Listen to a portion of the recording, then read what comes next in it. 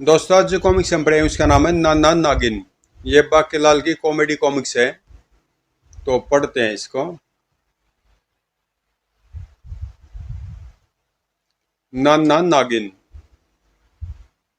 विशालगढ़ में आज था शिकार दिवस, क्योंकि आज महाराज विक्रम सिंह अपने परिवार के साथ वन में शिकार करने आए हुए थे। पता नहीं ये सारे सिंह आज कहाँ छिप गए। कहीं उन्हें पता तो नहीं चल गया कि आज मैं भी महाराज के साथ शिकार पर आया हूँ। ही। सेनापति, वो इसलिए सामने नहीं आ रहे होंगे कि कहीं तुम उनके पंजों से मारे न जाओ। ही। तभी सेनापति, सांप सांप, बाकीलाल सांप, महाराज सांप। सैनिकों, तीर चलाकर इसे खत्म कर दो। बूह। ठहरो, तीर चला तो वो सांप के साथ साथ सेनापति को भी बेद डालेगा। मैं इसे तलवार से काट देता हूँ। ही। नहीं, तलवार से मेरी गर्दन कट जाएगी। ही।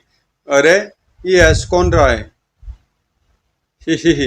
अरे, ये तो भतीजा मोहक सिंह है। सेनापति चाचा, यह सांप तो नकली है, कागज का। ही। क्या? मोहक सिंह को साथ लेकर वे सब आगे बढ़े। सेनापति चाचा, आपको इस भयानक वन में नहीं आना चाहिए था। ही। बहादुरों से ऐसी बातें नहीं करते भतीजे मोहक। देखो, सेनापति सबसे आगे चल रहे हैं। वो इसलिए भागे चाचा कि कहीं चीता पीछे से घसीट कर न ले जाए। ही। तभी सेनापति चाचा, ठहरो, आगे सांप है और ये असली है। ही। ओ, तो यहाँ भी एक नकली सांप रखा है शैतान ने। इस बार मैं नहीं डरूंगा, वैसे तो मैं पहले भी नहीं डरा था। ही। इसको तो मैं गला घोट कर मार डालूंगा। इस देख बे, आगे मत बढ़ियो, इस वक्त मैं काटने के मूड में हूं। फिर इससे पहले कि सेनापति आगे बढ़कर उस सांप को फन से दबोच लेता, सेनापति, यह असली और विषैला सांप मूर्ख, काट लेगा।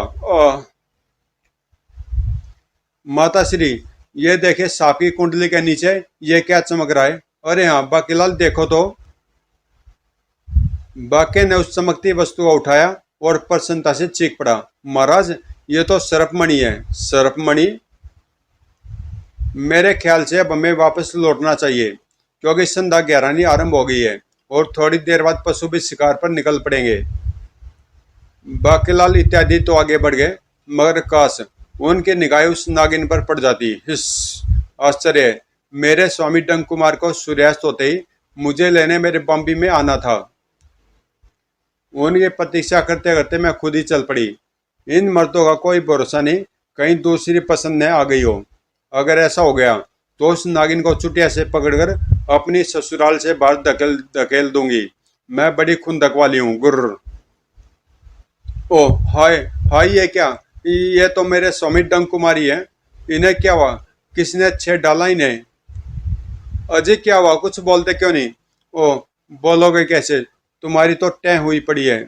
मुझे जल्दी से बाला निकालना चाहिए, पर बाला निकालने के लिए मुझे अपने इच्छाधारी रूप में आना होगा। हिस। नागिन ने डंक कुमार के सिर से बाला खींचकर निकाला। ओ हाय हाय, जिस किसी ने भी तुम्हारी ये हालत की है, मैं उसे छोड़ूंगी नहीं। पर तुम्हारे पास तो शर्मणी रहती है, जिसके रहते तुम पर कोई भी वारी अपराध प्राणघातक नहीं हो सकता। ओ, मेरा संदेह ठीक निकला। तुम जीवित हो। ओ, पर वो मणि कहाँ है? ओ, लगता है जिसने तुम पर प्रहार किया वो मणि भी ले गया। ओ, अब तो उसे उसे जीवित छोड़ने का प्रश्न ही नहीं उठता। हिस फुस। अब मैं तुम्हारी आंखों में देखूंगी उस जालिम की तस्वीर जिसने तुम पर बाला चलाया, पर उसके लिए मुझे डंक कुमार की जीभ खींचनी पड़ेगी। जीभ खींचते ही डंक कुमार की आंख में प्रकट हुई पहली तस्वीर। ओ, तो बाला इसने चलाया। मेरे प्यारे डंक कुमार की आंख, इसका नाम पता भी बताओ। आंख में उभर आए बाकीलाल का नाम पता। नाम बाकीलाल, पद राजा का विशेष सलाहकार, पता विशालगढ़ का राजमहल, शारीरिक स्थिति सुगड़ी।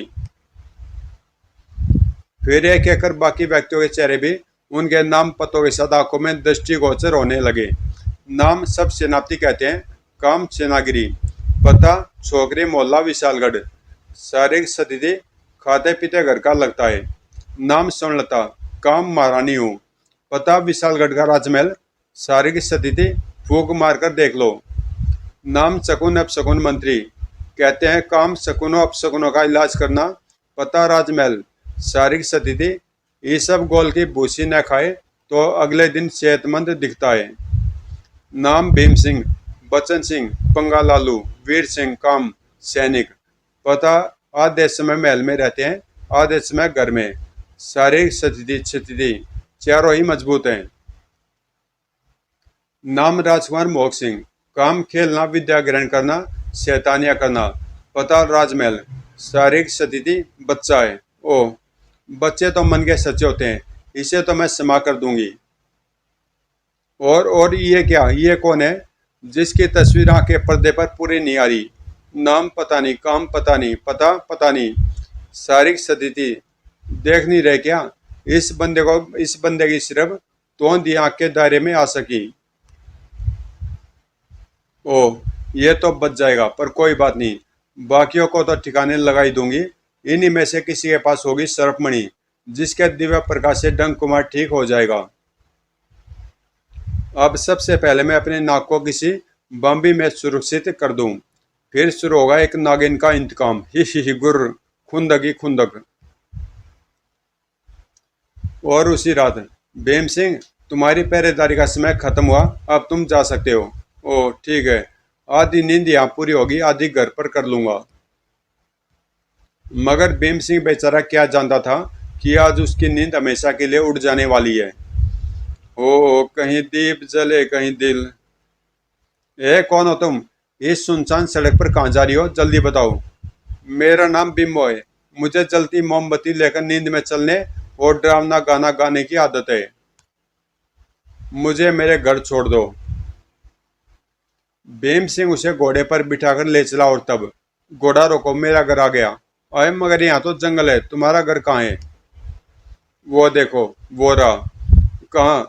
मुझे तो नहीं दिख रहा, वहां पर तो सिर्फ एक बम्बी है।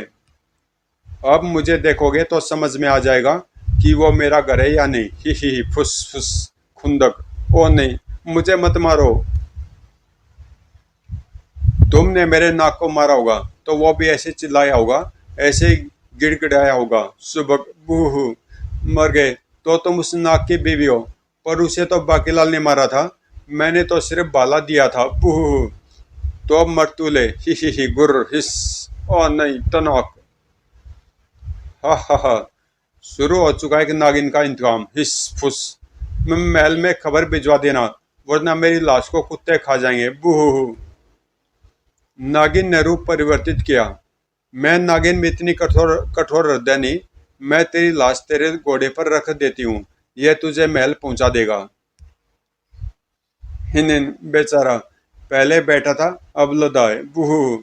सर्पमणि इसके पास नहीं निकली। उस लाश को देखकर पूरे महल में हंगामा मच गया। भीम सिंह की सांप से डसने से मृत्यु हो गई। सांप ने उसके माथे में डस लिया, मगर सांप तो ज्यादातर पांव पर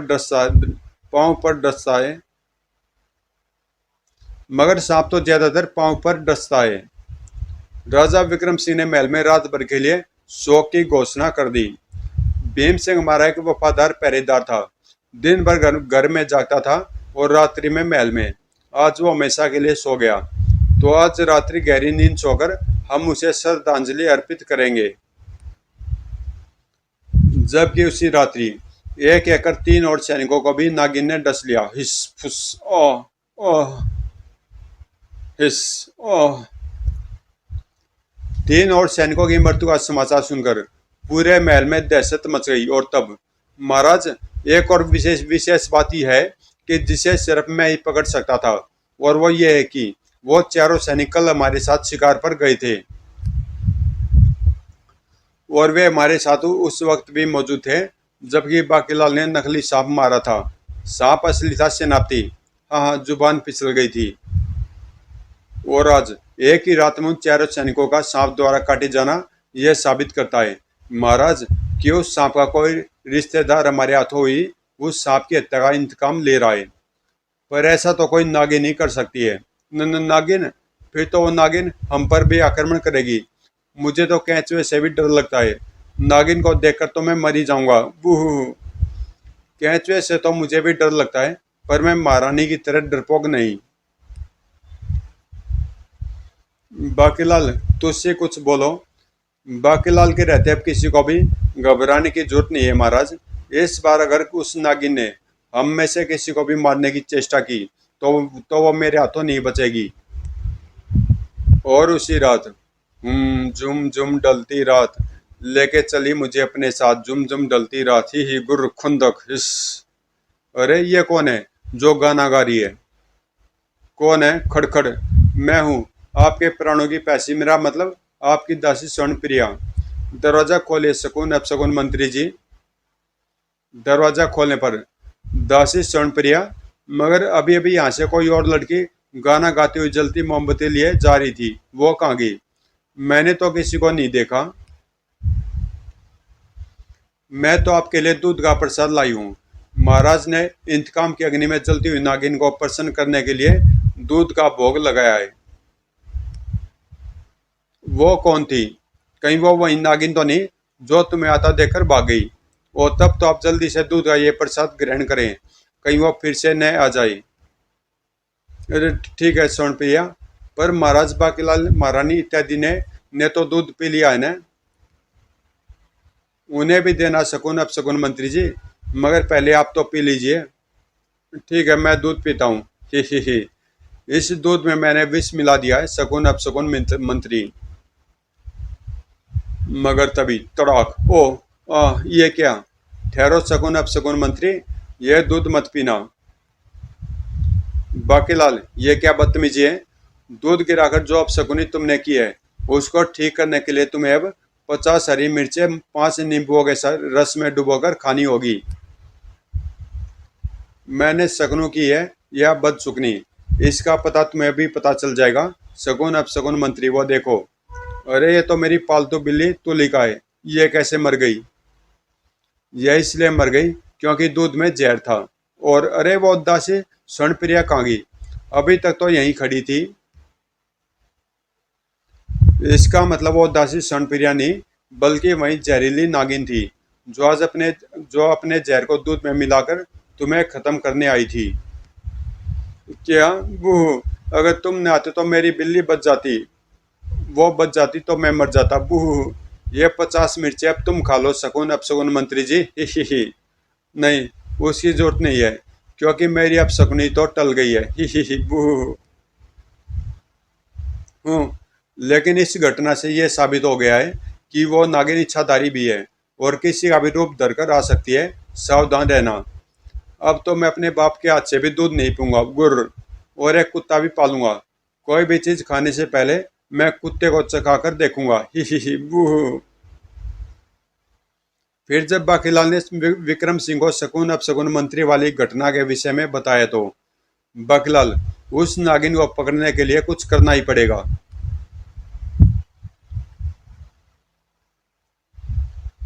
मैं एक सपेरे को जानता हूँ महाराज, वो अवश्य उस नागिन को बीन बजाकर पकड़ लेगा।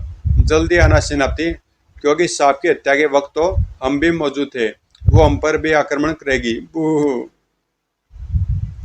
जल्दी संपूर्ण महल में गूंज उठी बीन की मधुर झनकार। टी तन डोले मेरा मन डोले। सपेरे, नागिन मिली। T T. महाराज, ये क्या कर रहा है कि आप? महाराज, ये कह रहा है कि आप बीच में न बोले। T T T. मैं तेरी दुश्मन, दुश्मन तू मेरी, मैं नागिन तू सपेरा। मैं मिल गई, पकड़ी गई नागिन। सपेरे, ये महारानी की चुटिया कम वक्त। बाकीलाल की लात खाकर सपेरा सीधा महल से बाहर गिरा। दोबारा इधर मत आइयो। जबकि सेनापति दर्द शोर में क्या उठा।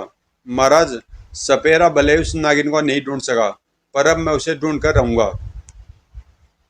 और अभी सेनापति को गए हुए थोड़ी ही देर हुई थी कि महल उसकी चीखों से गूंज उठा। नागिन, महाराज नागिन, नागिन। बाकीलाल जल्दी करो, लगता नागिन सेनापति को मारने पहुंच गई है। सब तेजी से भागकर सेनापति के कक्ष में पहुंचे तो ही। ये देखिए महाराज, आखिर मैंने उस हत्यारी नागिन को मार ही डाला। कम वक्त मुझे मारने मेरे कक्ष में चली आई। ही। ये भी बोल गई कि सिंह की मान में गीदड़ का क्या असर होता है। ही। अरे वाह सेनापति, तुमने तो कमाल कर दिया। तभी सपेरे, तुम फिर क्यों आ गए? महाराज, मेरी पिटारी से दो सांप निकल भागे हैं, मैं उन्हें ही पकड़ने आया हूँ। अरे एक तो यही सांप है जिसे सेनापति ने उठा रखा है। बूहू। सुन लिया सेनापति, वो सपेरे का पालतू बिना दांत वाला सांप है जिसे तुमने मार डाला है। ही। सपेरे, तुम अपना दूसरा सांप ढूंढ लो और इस मरे हुए सांप का खजाना खजांची से ले लो। जो आज्ञा महाराज। इस घटना के बाद सेनापति अभी अपने कक्ष में पहुंचा ही था कि ये लो, सपेरा अपना दूसरा सांप वहां ढूंढ रहा है और सांप ही ये रहा। इसे मैं खुद ले जाकर सपेरे को सौंप दूंगा क्योंकि ये भी पालतू है। ही। सेनापति जैसे उसे उठाने के लिए आगे बढ़ा कि सेनापति मूर्ख, ये क्या करता है? ये तो वही नागिन है, क्योंकि सपेरे को देखते ही उसका सांप तो वापस आ गया था और वो उसे लेकर चला गया है। ओह हिस हिस फुस। अब मैं तुम दोनों का नहीं छोड़ूंगी। बाकीलाल, तुझे तो मैं सबसे बाद में भयंकर मौत देने की सोच रही थी, पर तुम दोनों में से अब मेरा पहला शिकार होगा तू ही। तूने पहले भी मेरे एक से एक शिकार को बचा लिया था। बाकीलाल नागिन का वार बचा गया। हिस फुस। सेनापति, अब यह नागिन बचकर नहीं जानी चाहिए। मैं सैनिकों को लेकर आता हूँ, तब तक तुम इसे रोके रखना। बाकीलाल। बूहू। जबकि इधर नागिन पुनः बाके पर झपटी, पर बाके भी तैयार था। हिस फुस। अबे मुझे क्यों आगे कर दिया? मैं क्या फालतू हूँ? बूहू गुर। और इस बार बाकीलाल नागिन के वार से बच न सका। ओह, मर गया। हिस। बेटा बाके, हो गया तेरा बेड़ा गर्क। मगर अरे, इस पर तो मेरे विष का कोई असर ही नहीं हुआ। इसका मतलब वो सरपमणि इसी के पास है। नागिन के मुंह से क्रोध में फुफकारता स्वर निकला। सरपमणि मुझे दे दे बाकीलाल, वरना मैं तुझे जान से मार डालूंगी। अरे, इसके विष का मुझ पर असर क्यों नहीं हुआ? हिस फुस। ओ, इतनी लंबी काली नागिन। उन सबको अंदर आता देख नागिन खिड़की के रास्ते से बाहर को उछल गई। मैं फिर आऊंगी बाकीलाल। गुर्र खुंदक। नागिन ने बाकीलाल को डस लिया। अब बाकीलाल नहीं बचेगा। जल्दी से राजवैद्य को बुलाओ। बाकीलाल को कुछ हो गया तो मैं कहीं का नहीं रहूंगा। मगर बाकीलाल पर शिव शंकर बोले, भंडारी की कृपा है महाराज, मुझ पर उस भयंकर नागिन के विष का कोई असर नहीं हुआ। ही। ओ बाकीलाल, ये तो चमत्कार हो गया। मैं तो डर ही गया था। मेरी दुआओं ने बाकीलाल को बचा लिया। ही। सभी के वहां से जाने के बाद बाकीलाल ने अपने वस्त्रों में छिपी मणि निकाली और इसी के साथ बाकीलाल के मस्तिष्क में उठने लगी खुरापात। वो मारा पापड़ वाले को। वो नागिन इस मणि के चक्कर में खून करती फिर रही है। मणि को लेकर बाकीलाल विक्रम सिंह के सैन्य कक्ष में पहुंचा। मैं ये मणि महाराज के वस्त्रों में छिपा देता हूँ। इस बार नागिन का शिकार अवश्य ही महाराज होंगे। ही। अरे बाप रे। बाकीलाल तो बाहर निकल गया, किंतु खन कौन है? खर्र, मैं। तेरी मौत। ही। नागिन, अजी सुनते हो? नन नागिन आ गई। मगर इससे पहले की स्वर्णलता के हाथ विक्रम सिंह को झंझोड़ पाते।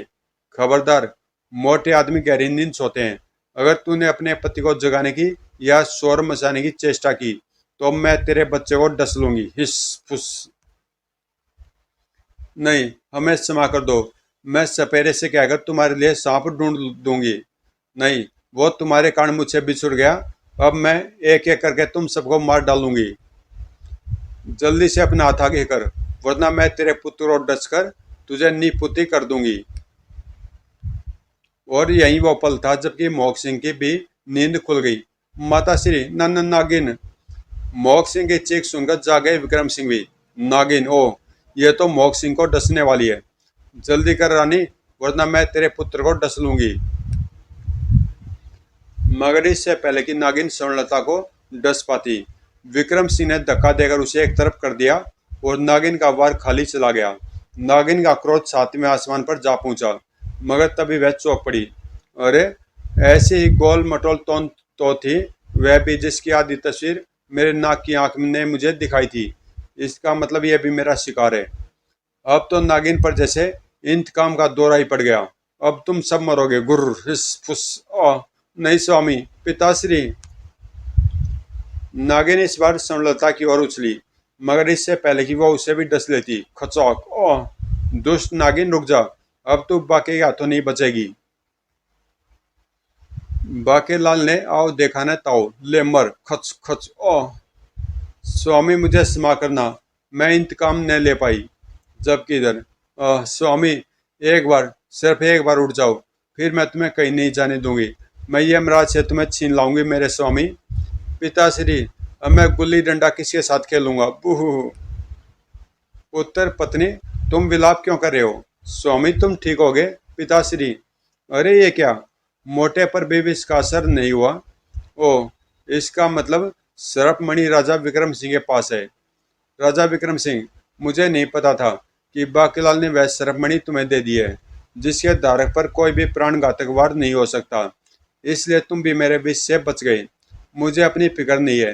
तुम वो मणि मेरे पति के पास पहुंचा दो, तो वो फिर से जिंदा हो जाएगा। कृपया ऐसा ही करें। बाकीलाल, ये नागिन क्या कह रही है? वह मणि तो तुम्हारे पास है। वो महाराज, बेटे बाके, इससे पहले कल ही खुल जाए, संभाल बात को। महाराज, जैसे शंकर भगवान ने मुझे सपन में आकर उस मणि की विशेषता बताई, तो मैंने उसे आपके वस्त्रों में छिपा दिया था, ताकि अगर यह दुष्ट नागिन आप पर प्राणघातक आक्रमण करे तो आपका अहित न हो। ऐसा करने से मैं मारा भी जाता तो मेरे प्रिय राजा तो बच जाते। बाकीलाल, तुम मानो, पहले पूछी दे, बाद में बात करूंगा। पूछी बाद में। नागिन, हमसे जो जो हुआ अनजाने में हुआ। मैं ये मणि तुझे दे देता हूँ। अगर हमें मारकर तेरे इंतकाम की आग बुझती है तो हमें तू मार डाल। मणि का स्पर्श पाते नागिन ठीक होकर उठ बैठी। मैं इतनी कठोर हृदय नहीं हूँ महाराज, जो आप जैसे दयालु परोपकारी और मुच्छड़ राजा की जान लूं। मैं मणि लेकर जा रही हूँ महाराज, मुझे क्षमा कर देना, भूल चूक लेनी देनी। चलो, शुक्र है सब कुछ ठीक हो गया। ठीक काम हुआ। अगर मुझे मणि की हकीकत का पता होता तो मैं उसे मुच्छड़िया वस्त्रों में क्यों छुपाता। बूह। समाप्त। तो दोस्तों, ये कॉमिक्स भी यहीं समाप्त होती है, और मिलते हैं किसी अगली कॉमिक्स में।